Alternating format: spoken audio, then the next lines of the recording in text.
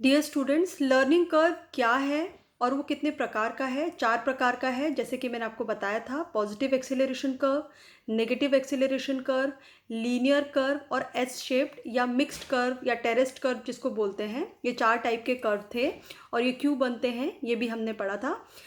देखिए, मैंने आपको पहले भी जब बताया था तो मैंने आपको बताया था कि सीखने की गति कभी कभी क्या हो जाती है, कभी कभी उसमें कोई प्रगति नहीं होती।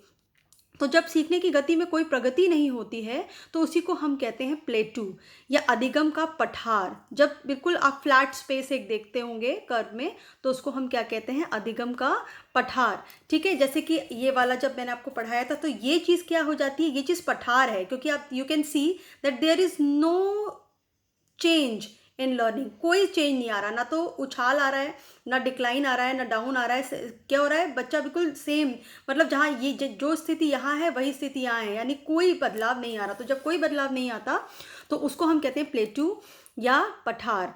देखिए, in a learning curve, plateau is a flat and horizontal stretch which represents a stationary stage where apparently no progress in learning is recorded। Ross के अनुसार सीखने की प्रक्रिया की एक प्रमुख विशेषता पठार है। इससे उस अवधि को व्यक्त करते हैं जब सीखने की क्रिया में कोई उन्नति नहीं होती। देखिए, उन्होंने क्या बोला है? सीखने की प्रक्रिया कि पठार एक प्रमुख विशेषता है। ऑफ कोर्स, देखिए, जैसे मैंने आपको पहले भी बताया था कि लर्निंग हमेशा समान नहीं होती। हमेशा हम, ये ज़रूरी नहीं है कि हम प्रगति करें, हमेशा ज़रूरी नहीं है कि हम नीचे आएँ। कभी कभी एक ऐसा समय भी आता है लर्निंग में कि हमारा बिल्कुल स्टेबल रहता है, कोई मतलब स्टेशनरी रहता है, यानी उसमें कोई बदलाव नहीं आता। There is no change. ठीक है, लिखा है ना, no progress is recorded. There is no progress, यानी जहां आप पहले थे वहीं आप 10 दिन बाद भी हो, सेम वहीं पे, आफ्टर 10 डेज भी आप वहीं पर ही हो। तो जब आप सेम परफॉर्मेंस है आपका, जहाँ अगर आप फॉर एग्जांपल आप 5वें दिन जहाँ थे या 10वें दिन जहाँ थे, आप 20वें दिन भी वहीं पर ही हो, यानी सेम है, कोई उछाल या डाउनफॉल नहीं आ रहा है। तो उस चीज़ को हम क्या बोलते हैं? उस चीज़ को हम प्लेटू बोलते हैं या हम पठार बोलते हैं। ये आपको सबसे पहले पता होना चाहिए कि प्लेटू या पठार क्या है। नाउ, लर्निंग में प्लेटू या पठार का होना ये किस रीजन की वजह से होता है, यानी reasons of प्लेटू in learning curve या पठार किन कारणों से आता है? कब ऐसा होता है कि लर्निंग बिल्कुल भी बढ़ नहीं रही है आगे, बिल्कुल जहाँ की तहाँ पड़ी हुई है? ऐसा कब होता है? ऐसा तब होता है जब पर्सन के अंदर पढ़ने का कोई मोटिवेशन ना हो। ठीक है, यानी उसको बिल्कुल भी मन नहीं, उसको कोई एनकरेजमेंट नहीं मिल रहा, कोई मोटिवेशन नहीं मिल रहा है, या उसका पढ़ने में बिल्कुल इंटरेस्ट नहीं है, यानी उसको बिल्कुल भी उसमें रुचि नहीं आ रही है, उसका कोई उसमें उस चीज़ से उसका लगाव नहीं है। तो वो ऑफ कोर्स क्या करेगा? वो क्यों पढ़ेगा? है ना, वो जहाँ का तहाँ ही वो रहेगा, जहाँ वो पहले था वहीं वो अटका हुआ है। उसके बाद कभी कभी क्या होता है, कभी कभी अगर मैं इसी से इसको रिलेट करूं कि कभी कभी पर्सन बोर्डम, यानी बहुत ज़्यादा बोर फील करता है, यानी उसको बिल्कुल भी उसमें उस चीज़ में, अगर मैं बोलूं कि एकदम एक इंटरेस्टिंग जो एस्पेक्ट होता है वो मिसिंग होता है पढ़ाई में, या शारीरिक थकान थकान, यानी पर्सन शरीर से बहुत थक गया है, या कोई भी एक ऐसा रीज़न है जो उसका शरीर उसका साथ नहीं दे रहा, तो उसकी वजह से भी क्या होता है, वो उसके लर्निंग में क्या होता है, कोई भी बदलाव नहीं आता। Next is physical limitation. Physical limitation भी होता है ना। देखिए, हम सबकी एक शारीरिक सीमा है, उस सीमा से, ये तो आप मानेंगे कि हर समय हर काम हम नहीं कर सकते, या हर उम्र में हम हर काम नहीं कर सकते। हम सबकी एक शारीरिक सीमा होती है, एक फिजिकल लिमिटेशन होती है। अगर आप किसी को उसकी फिजिकल लिमिटेशन से ज़्यादा कोई काम करवाएंगे तो हमेशा याद रखिएगा कि वो बिल्कुल भी सीख नहीं पाएगा, उसकी सीखने में कोई प्रगति नहीं होगी।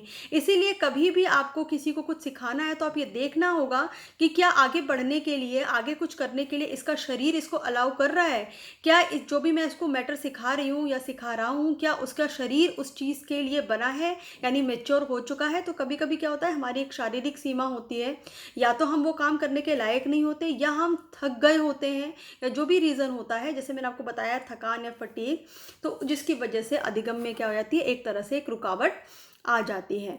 या कभी कभी क्या होता है, सीखने की अनुचित विधियां। अगर आप पर्सन को, जो देखिए हर चीज़ सेम तरीके से नहीं पढ़ाई जाती है, अगर आप सीखने का मेथड या जो विधि है अगर वो जो शिक्षक है या जो भी इसको पर्सन को पढ़ा रहा है, अगर वो सीखने की सही विधि इस्तेमाल नहीं करे, तो क्या होता है, तो वही होगा कि पर्सन का जो परफॉर्मेंस है वो आगे नहीं बढ़ेगा। सपोज़ आप किसी को आपने अगर आप सोचो कि आपने किसी को जिस तरीके से मल्टीप्लिकेशन सिखाया है, उसी तरीके से आप उस पर्सन को आप डिवीज़न भी सिखा दो, तो इट्स नॉट पॉसिबल, है ना? तो क्या है, आपको क्या करना पड़ेगा, आपको हो सकता है अपना कोई तरीका बदलना पड़े, या अगर आप उस पर्सन को कोई फ़ॉर्मूला याद करवाना चाहते हो, तो आपको लगेगा कि जिस तरह से मैंने उसको जोड़ना सिखाया था या एडिशन सिखाया था, उसी तरीके से मैं उसको फ़ॉर्मूला याद करवा दूँगा, तो इट्स नॉट पॉसिबल। फ़ॉर्मूले के लिए हो सकता है कि आपको कुछ रोचक मेथड, कोई भी ऐसा मेथड, आपको कुछ इंटरेस्टिंग अलग से अपने मेथड को क्या करना पड़े, चेंज करना पड़े। तो इसीलिए कभी-कभी क्या होता है, सीखने की जो अनुचित विधियाँ होती हैं, उसकी वजह से भी पर्सन क्या करता है, या तो सीख नहीं पाता या उस मेथड से वो कनेक्ट नहीं कर पाता अपने आप को। नेक्स्ट है कार्य की कठिनता। कार्य की कठिनता, कभी कभी क्या होता है कि कुछ कार्य ऐसे होते हैं जो हमारी ज्ञान की सीमा से परे होते हैं। यानी अगर 2 साल के बच्चे को आप 4 साल की चीज़ें सिखाना चाहेंगे, तो क्या होगा, तो उसकी ज्ञान की सीमा से परे होगा, या वो उसको क्या लगेगा, कठिन लगेगा, है ना? तो कभी कभी क्या होता है कि जब कार्य हमें बहुत कठिन लगता है या हमें वो चीज़ बहुत ही ज़्यादा जटिल लग रही होती है, तो भी हमारे सीखने में क्या आ जाती है, रुकावट आ जाती है। कभी कभी क्या होता है कि distraction due to any reason, जैसे कि फैमिली में कोई प्रॉब्लम है, या बच्चे का ध्यान किसी भी रीज़न से भटका हुआ है, दोस्तों में है, या जैसे कभी कभी क्या होते हैं कि बच्चे बुरी आदतों में फंस जाते हैं, बाहर कुछ वो है, जैसे शोर आता है जिससे बच्चे का ध्यान उधर चला जाता है। एनी रीज़न, मतलब डिस्ट्रैक्शन का कोई भी रीज़न हो सकता है, वो उसका पर्सनल रीज़न हो सकता है, उसका फिजिकल रीज़न हो सकता है। एक रीज़न ये भी हो सकता है कि उसके शरीर में दर्द है जिसकी वजह से उसका ध्यान बार बार पढ़ाई के अलावा उसके शरीर के ऊपर जा रहा है, कुछ भी हो सकता है, एनी रीज़न। तो distraction is also the reason, यानी जो ध्यान बच्चे का भटकता है, उसकी वजह से भी सीखने में क्या आता है, एक तरह से प्लेटू या पठार आता है। Next is unfavourable environment. अगर बच्चे का सीखने का जो पर्यावरण है या जो इन्वायरमेंट है, जिस परिस्थिति में वो पढ़ रहा है, अगर वो परिस्थिति, सीखने की परिस्थिति जो है वो अच्छी नहीं है, यानी वो परिस्थिति ऐसी नहीं है जहाँ बैठ के बच्चा पढ़ सके, कुछ लर्न कर सके, जैसे मैंने आपको बताया अगेन कि वहाँ बहुत शोर है, बहुत ज़्यादा गर्मी है, या वहाँ पर जो लोग हैं वो मतलब दे आर नॉट लाइक, उसको वो हेल्प नहीं कर रहे हैं उस बच्चे को पढ़ने के लिए। तो एनवायरनमेंट, अगर देखिए आपने देखा होगा स्कूल का एनवायरनमेंट जो होता है, क्यों बच्चे को स्कूल में पढ़ाया जाता है, यहाँ पर हम स्कूल की इंपॉर्टेंस समझ सकते हैं कि स्कूल में सिर्फ पढ़ने का एनवायरनमेंट माहौल होता है। घर में अगर पढ़ने का माहौल इतना नहीं होता, घर में मतलब कि घर में बच्चा पूरे समय तक नहीं पढ़ सकते, क्योंकि घर में और भी लोग होते हैं जिसकी वजह से बच्चे का ध्यान भटकता है, डिस्ट्रैक्शन होता है। ठीक है, घर, स्कूल में क्या है, स्कूल सिर्फ और सिर्फ पढ़ने के लिए बनाया गया है।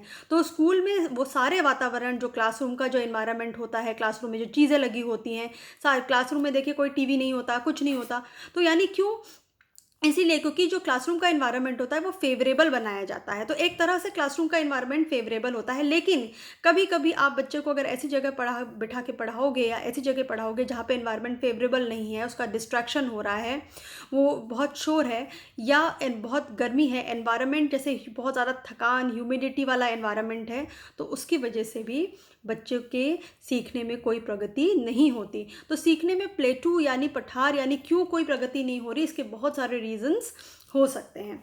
अब हाउ टू रिड्यूस, हम कैसे ये पठार को हम कम कर सकते हैं, ठीक है, कि बच्चा आगे बढ़े, रुका ना रहे, और इसको हम इस लर्निंग कर्व को हम कैसे अपने एजुकेशनल फील्ड में हम इसको यूज़ कर सकते हैं। तो सबसे पहले किसी भी बच्चे को कुछ सिखाने के टाइम आपको ये याद रखना है कि सीखने का आपको सबसे पहले आप जो जिस भी बच्चे को सिखा रहे हैं, आपको उसकी एज का ध्यान रखना है कि वो कौन सी उम्र का है, कौन सा जेंडर है। देखिए मेल और फीमेल को आप सेम तरीके से नहीं पढ़ा सकते, क्योंकि उनका नेचर, उनका टेम्परामेंट अलग होता है। तो लड़कियों को समझाने के लिए कुछ अलग तरीके अपनाने पड़ते हैं, लड़कों को समझाने के लिए कुछ अलग तरीके अपनाने पड़ते हैं, क्योंकि उनका इंटरेस्ट एरिया अलग होता है ना। लड़कियों को का इंटरेस्ट एरिया अलग है, लड़कों का इंटरेस्ट एरिया अलग है। तो you can not teach, means आपको एक थोड़ा सा एक डेफिनेट लाइन ज़रूर दोनों के बीच में खींचनी पड़ेगी।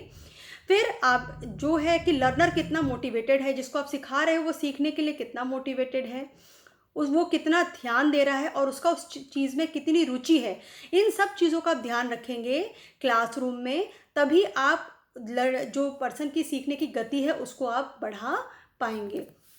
Next is nature of task, यानी जो भी आप पढ़ाने जा रहे हैं वो कितना कठिन है। देखो टीचर को ये चीज़ पता होती है, teacher knows whenever he और she is going to teach in class, उसको ये पता होता है कि आज जो मैं पढ़ा रही हूँ वो बच्चों के लेवल से थोड़ा डिफ़िकल्ट है या बहुत आसान टॉपिक है। तो आपको ज़रूर जो भी आप पढ़ा रहे हैं, जो भी बच्चे को सिखा रहे हैं, वो सिखाते टाइम आपको याद रखना है कि नेचर ऑफ द टास्क कैसा है, डिफ़िकल्ट है या ईजी है, वो उसकी लेंथ कैसी है, काफ़ी लंबा टॉपिक है, बच्चों का जाना पहचाना है और मीनिंगफुल है। मीनिंगफुल का मतलब ये कुछ चीज़ें ऐसी होती हैं जो थोड़ी सी जिनका अर्थ समझने में बच्चों को क्या होती है, प्रॉब्लम होती है ना। तो अगर वो चीज़ें मीनिंगफुल हैं, ठीक है, जो भी आप पढ़ा रहे हो, या बच्चों के से फेमिलियर हैं, यानी बच्चे उसको अच्छे से उससे परिचित हैं, पहले से उससे कुछ परिचित हैं, और वो चीज़ बहुत लंबी है या छोटा सा टॉपिक है, इस पे भी डिपेंड करता है कि आप पठार को हटाने में या प्लेटू से बचने में कितने मतलब एक तरह से उससे आगे बढ़ पाएंगे और लर्निंग की गति में आप चेंजेस ला पाएंगे। फिर लास्ट है इसमें मेथड ऑफ लर्निंग, आप कौन सा टीचिंग मेथड यूज़ कर रहे हैं। जैसे मैंने आपको बताया था अभी कि अगर आप रॉन्ग मेथड यूज़ करते हैं तो उससे भी लर्निंग में प्लेटू डेवलप हो जाता है। तो जैसे आप कौन सा मेथड यूज़ करें, देखिए समटाइम्स टीचर को कौन सा मेथड यूज़ करना पड़ता है, पार्ट मेथड, यानी टुकड़ों टुकड़ों में बांट के सिखाना होता है। कभी कभी उसको एज अ होल यानी पूरा सबसे पहले देखिए सारे जो मटेरियल होते हैं या सारे कॉन्सेप्ट आप उसको हिस्सों में नहीं बढ़ा सकते। कभी कभी कुछ चीज़ें ऐसी होती हैं जो आपको पूरी पढ़ानी पड़ती हैं, यानी पूरी पढ़ा के फिर आप उनको समझाते हो, उनको रिवाइज करवाते हो। और कभी कभी कुछ चीज़ें हिस्से में स्टेप बाय स्टेप होती हैं। कभी कभी आपको थोड़ा स्पेस देना पड़ता है की चीज़ को सिखाने के लिए, यानी बीच में गैप होना चाहिए। कभी कभी अनस्पेस्ड होता है। तो जनरली स्पेस दे के आप पढ़ाते हैं तो प्लेटू नहीं होता या प्लेटू की संभावना कम हो जाती है इन कंपैरिजन टू जब आप कोई गैप नहीं दे रहे हैं। फिर आपको जैसे मैंने आपको पहले बताया कि क्लासरूम का एनवायरनमेंट या जहाँ पे भी लर्नर सीख रहा है उसका एनवायरनमेंट भी कैसा होना चाहिए, फेवरेबल होना चाहिए। और जो भी बच्चा सीख रहा है या जो भी आप पढ़ा रहे हैं उस बच्चों को लगातार आपको मोटिवेट करना है, लगातार आपको इनकरेज करना है और उसको फीडबैक भी देना है। फीडबैक मतलब आपको उसको ये बताना है कि वो अच्छा कर रहा है या नहीं कर रहा है, क्योंकि जनरली फीडबैक के एब्सेंस में अगर बच्चों को यही ना पता चले कि मैं अच्छा कर रहा हूँ या कैसा कर रहा हूँ, तो बच्चे का इंटरेस्ट क्या हो जाता है, पढ़ाई से लूज़ हो जाता है। तो प्लेटू से बचने के ये सब तरीके हैं जिसको क्लासरूम में जो टीचर्स हैं वो उसको इम्प्लाई कर सकते हैं। Thank you so much.